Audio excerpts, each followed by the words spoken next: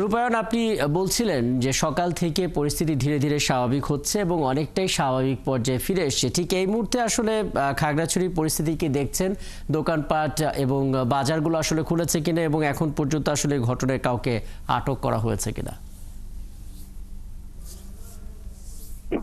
হ্যাঁ রাকিব, আপনি যেমনটি বলছিলেন গতকালকে যে ছাত্রী ধর্ষণের অভিযোগে যে শিক্ষককে পিটিয়েছিল বিক্ষুব্ধ ছাত্র জনতা এক পর্যায়ে সেই হসপিটালে নিয়ে গেলে ডাক্তার তাকে মৃত ঘোষণা করে। এই পরিপ্রেক্ষিতে এই ঘটনার পর শহরের কিছু এলাকায় মহাজনপাড়া পানখাবাদ এলাকায় একটু সহিংসতা দেখাতে সহিংসতার পরে পরিবেশ পরিস্থিতি নিয়ন্ত্রণে আনার জন্য জেলা প্রশাসনের থেকে 144 ধারা জারি করা হয়েছে। 144 ধারা এখনো বলবৎ আছে।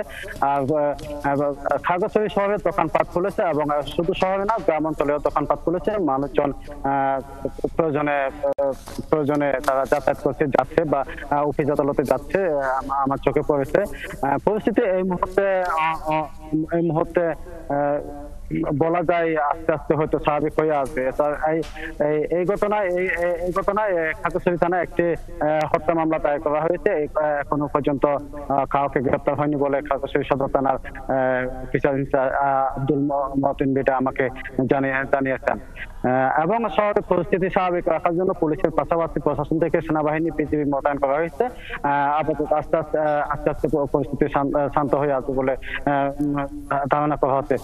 রাকিব, এখানে আরেকটা বিষয় জানিয়ে রাখি, পাহাড়ে বিগত কয়েকদিন আগে একটা সাম্প্রদায়িক সহিংসতা হয়েছিল। তো এখানকার সাধারণ মানুষ মনে করে এই ধরনের সহিংসতা যাতে আর না করতে, যাতে এখানকার পাহাড়ি বাঙালি বা সাধারণ মানুষ যাতে নির্বিঘ্নে চলাচল করতে পারে বা কোথাও কোনো ধরনের অপ্রীতিকর ঘটনা না ঘটে। বুঝতে পারছি। নিশ্চয়ই আরো কথা হবে। রূপায়ণ তালুকদার, কতটা পরিস্থিতি স্বাভাবিক হলো সেটাও আমরা জানতে পারবো। সহকর্মী রূপায়ণ তালুকদার যুক্ত হয়েছিলেন খাগড়াছড়ি থেকে।